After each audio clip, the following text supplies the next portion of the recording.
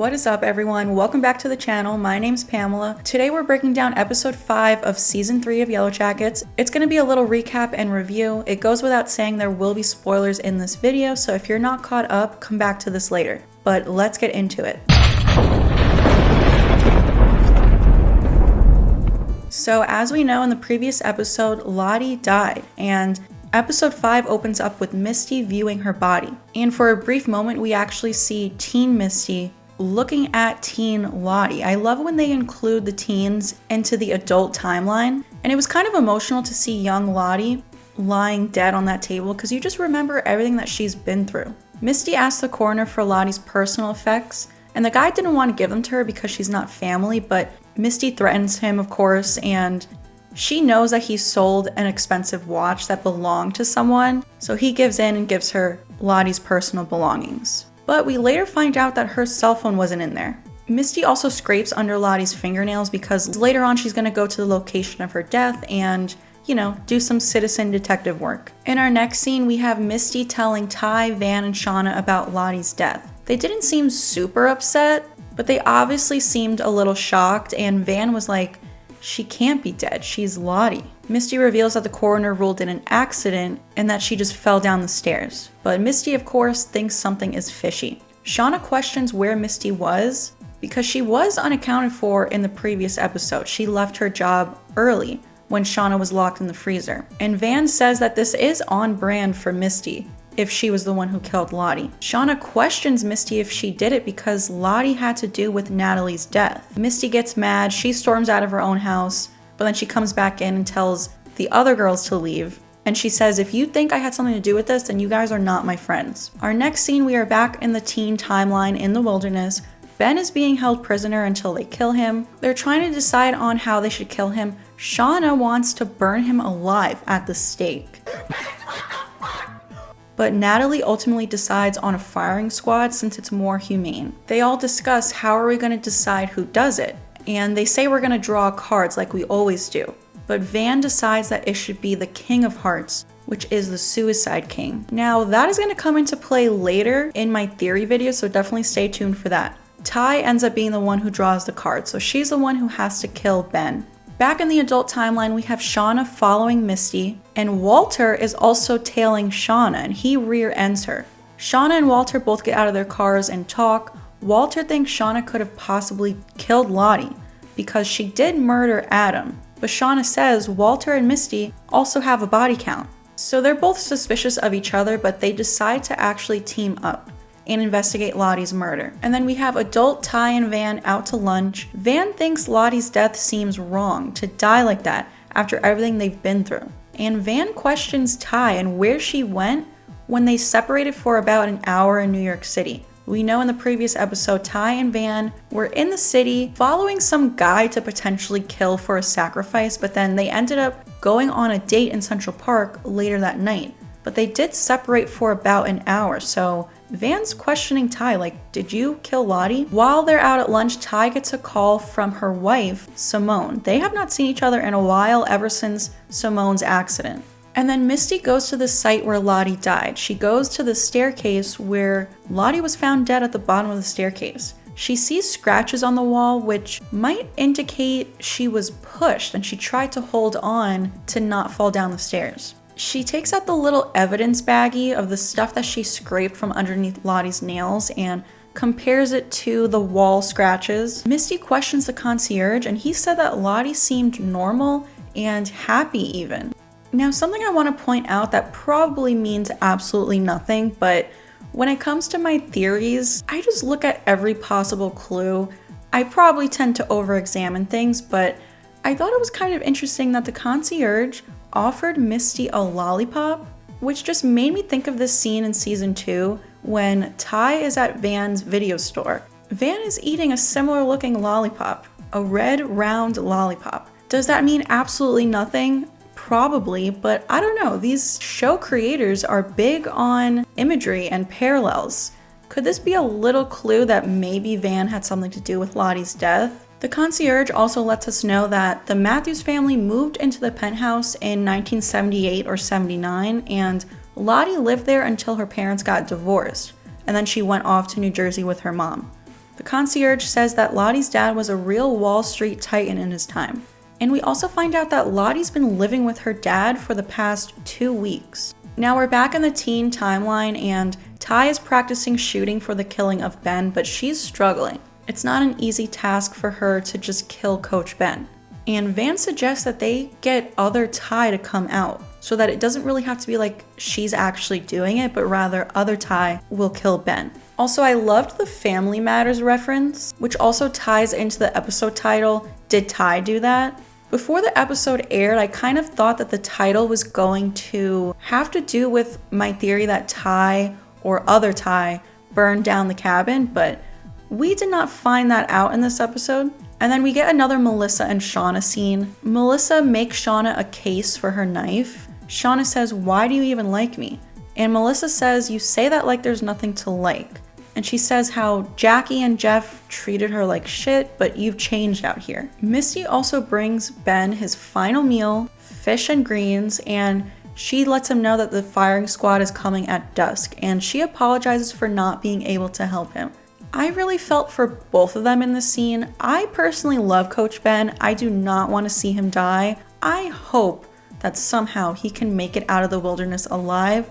Don't know if that's going to happen, but I also felt really bad for Misty. As crazy as she can be at times, she mostly has a good heart and she genuinely cares for Coach. Lottie also wants to get Akilah to go into the caves again to have a vision, all because Travis lied previously and said the wilderness wants Akilah because Travis was sick of Lottie's shit.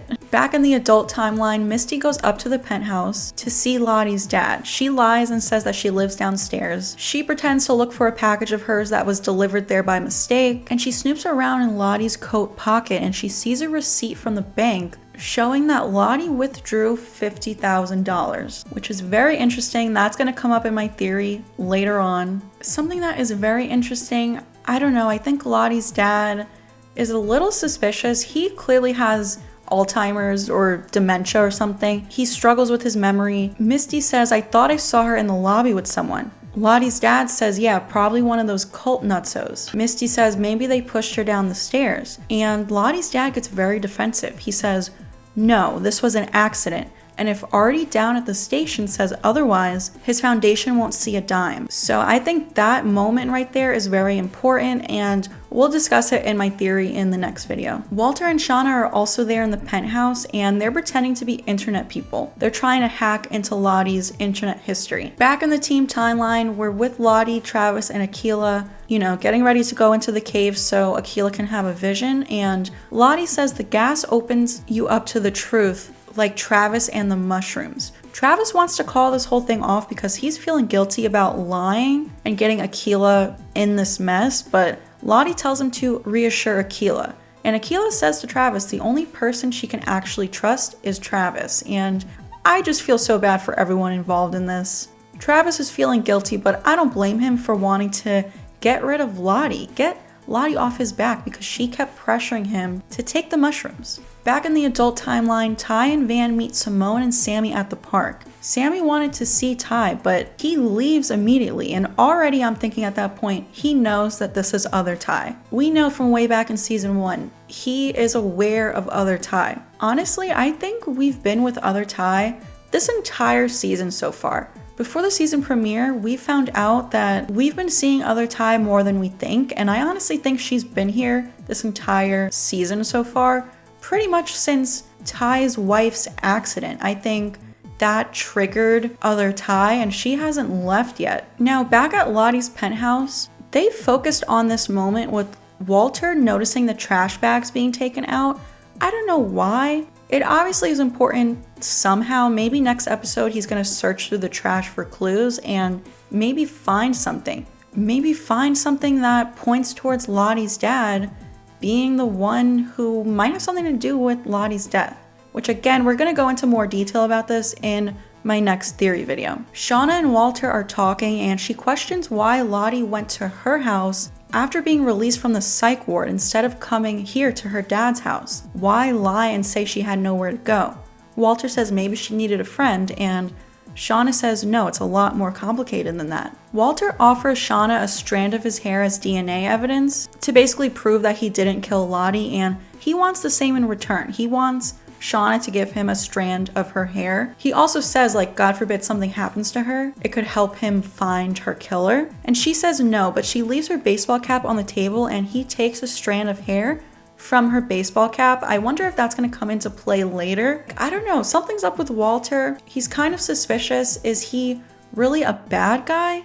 Or does he genuinely have Misty's best interest at heart? Is he going to use the strand of Shauna's hair to frame her later on for Lottie's death? Like, I don't know, what if the police suspect Misty? And to save Misty from going to jail, he frames Shauna. I don't know. Something else I thought was interesting is during this scene when he's talking about swapping strands of hair, Walter says mutually assured destruction can be devastatingly effective. And it just made me think of this moment in season 1. After Callie finds out about Shauna's affair with Adam, Callie is like threatening Shauna to tell Jeff about the affair so that she can have freedom to like have no curfew, go into the city whenever she wants. And Shauna says to Callie, have you ever heard of mutually assured destruction? And Callie says, I practically invented it. So I wonder if this is like a subtle little clue that, I don't know, maybe Shauna had something to do with Lottie's death. Maybe Callie had something to do with Lottie's death. We don't know. Callie and Lottie formed a little bit of a bond not long before Lottie's death. Again, this could mean absolutely nothing, but like I said, I just look at all the clues. Back in the teen timeline, Ty tries different methods to bring forth other Ty, like listening to the wilderness, being intimate with Van, and killing a bunny. At first it doesn't work, but then other Ty does come out when it's time to kill Ben. So maybe sacrificing the bunny did work, but it was just delayed. It is interesting. I think sacrifice or some form of violence or harming other people might be what triggers other Ty. In season 1, she killed Biscuit. Rest in peace. And then she crashed her car with Simone. Simone got injured. And like I said earlier, I think other Ty has been here ever since that car accident. And then killing the bunny might be what actually brought out other Ty, even though it was delayed. So I don't know, sacrifice, harm, violence, that might be what triggers other Ty. Back in the adult timeline, Misty searches Lottie's bedroom. Her cell phone is in there, but Walter reset it. However, he cloned it first and he offers to share its contents with Misty, but Misty is not fucking around with Walter right now. She like wants nothing to do with him. Shauna also goes into Lottie's room. She sees all the photos of them as teens on the soccer team, which was a little bit of an emotional scene. Something else I thought was interesting is we see a flashback with the scene of Lottie that I don't think we've seen before. Her face looks like it's covered in blood. What moment is that gonna be? What the hell is Lottie gonna do in the wilderness? And then Lottie's dad comes in and thinks Shauna is teen Lottie. Again, just another little emotional moment. Shauna went along with it so that he could think that he was actually talking to Lottie, and they shared a hug together. There are also some other very interesting moments in this scene that we're gonna get into in my next theory video. And then we see what happened in the park with Sammy and Ty. Sammy asks Ty, are you not my mommy anymore? She says, I'll always be your mommy, but Sammy immediately leaves. And again, I just think he knows that she's other Ty. He has some way of recognizing when she's not herself. And then Ty tells Van that she wants a change of scenery, so I guess next episode, we're gonna see them go somewhere together. Back in the teen timeline, Akilah hallucinates Coach Ben as a bridge across a cliff with cars honking in the distance. And immediately I knew that this meant something with getting rescued and returning to civilization. Akilah says that she felt hope during this vision. Now the firing squad comes to get Ben. They throw a bag over his face. Something that was interesting is they show that Ben didn't eat the fish that Misty brought him earlier. They focus on that for a couple seconds. So obviously it's important. I'm not sure why. I don't know if you guys are aware of the pomegranate theory when it comes to Yellowjackets, where people who consume something, whether it's eating food or drinking something, they usually end up dying. Like Jackie with the hot chocolate, Shauna's baby drinking milk, and Akilah with the blackberries in her previous vision. So people think that Akilah is going to die because she ate the blackberries in her vision. When it comes to the pomegranate theory, it's usually when you consume something in a dream-like state. Whether you're dreaming or having some kind of hallucination, if you consume something, that means you're gonna die. Obviously with Coach and the fish, that would have been in real life. That wasn't a dream. But I don't know, I was thinking maybe because he didn't eat the fish, that's why he doesn't die at the end of this episode. But then I was thinking maybe Misty was trying to poison him, sort of as a kindness. Maybe she felt like poisoning him and dying that way would be kinder than going through what they're about to put him through, stringing him up to a tree and shooting him. I just found it odd that they focused on the fish and the fact that he didn't eat it. What do you guys think that means? Leave a comment down below. We see them tie him to a tree, getting ready to shoot him. Natalie puts Jackie's necklace on him, which we've seen before. In season 2, when Natalie draws the Queen of Hearts and they're gonna kill her, Shauna goes to put the necklace on her. And we know that also Pit Girl in the very first scene of the show is wearing Jackie's necklace when she dies. So they put it on Coach. So at first you think it's a wrap for him, like he's gonna die. Obviously he doesn't. So it made me think of what Lottie said in a previous episode when she gives Callie the necklace and Shauna flips out. Lottie says it never meant what you think it meant. Another parallel I thought was interesting was they go to put a bag over Coach's face to cover him from seeing anything, and Coach says, if you're gonna do this, you're gonna look me in the eye, which is the same thing that Natalie says when they put the necklace on her and Shauna was gonna slit her throat. Natalie says, you're gonna look me in the eye when you do it. And Jen says to Ben, you don't deserve that. That just pissed me off. So his face is covered and he is pleading for his life. This absolutely broke my heart. And just as Ty is about to shoot him, other Ty comes out. She turns dark, but then Lottie and Travis interrupt and they prevent him from getting shot. And Lottie says, you can't kill him. He has purpose. Akilah saw it. And Akilah says that he's our bridge home. Now, when it comes to Ben being the bridge home, I think we're all thinking that that means he's gonna be the reason they get rescued. But honestly, I really think it means that they're gonna eat him come wintertime to help them survive a little bit longer until they actually get rescued. I mean, I really hope that Coach Ben makes it home alive. I would absolutely love it, and I think it would make a great twist in the show, but I don't know. I feel like come wintertime when they're starving, why wouldn't they just kill him and eat him? They already want him dead. And then finally, in our final scene of the episode, it's nighttime and Melissa and Shauna go to where they're keeping Ben. And at first I think they're gonna kill him, but then Melissa slices his Achilles. Shauna told Melissa that she should do it rather than Shauna doing it herself. I thought this was so cruel and they could have just taken his crutches or beat him up a little bit. I think this was so unnecessary. First I was thinking like, are none of the other girls hearing this? Why are they not putting a stop to this? But then we find out that this was the plan. Everyone else knew that this was gonna happen. Natalie says something like, you don't have to seem so happy about this. And Shauna says, you don't have to seem like such a fucking saint. And then Shauna holds Melissa's hand in front of everyone. And Van is like, huh? Van's surprised to see them together. And that is our entire episode. So this was a good episode. I mean, I love this show, so I just love seeing all the characters interact. But I will say I do feel like this season is moving pretty slowly. And it's kind of killing me. Before the season premiered, the cast and everyone were like, this season is non-stop. It picks up early and it just keeps on going. And I have to say, I disagree. Obviously, episode 4 with Lottie's death was a big deal. But other than that, I feel like nothing is happening. And they are just dragging things out. We still have so many unanswered questions. We only have 5 episodes left. If there are 10 this season, I don't even know. Do we know if there are 10 episodes? Either way, we're halfway through the season and I just feel like nothing's happening. I'm still enjoying it, but I heard a few people who work on the show say that episode 6 is like the greatest episode ever, so I have high hopes for next week. I do think there were a lot of potential clues this episode about what exactly happened to Lottie, and like I said, we're gonna get into those in my next theory video, so stay tuned for that. It's coming soon. I'm gonna try to get it up a few hours after this video. If not, then it'll be up tomorrow. I will say Teen Shauna is starting to really piss me off. I love adult Shauna, but between last week when Shauna pressured everyone to vote the way that she wanted to, and then what she did in this episode, she is just really pissing me off.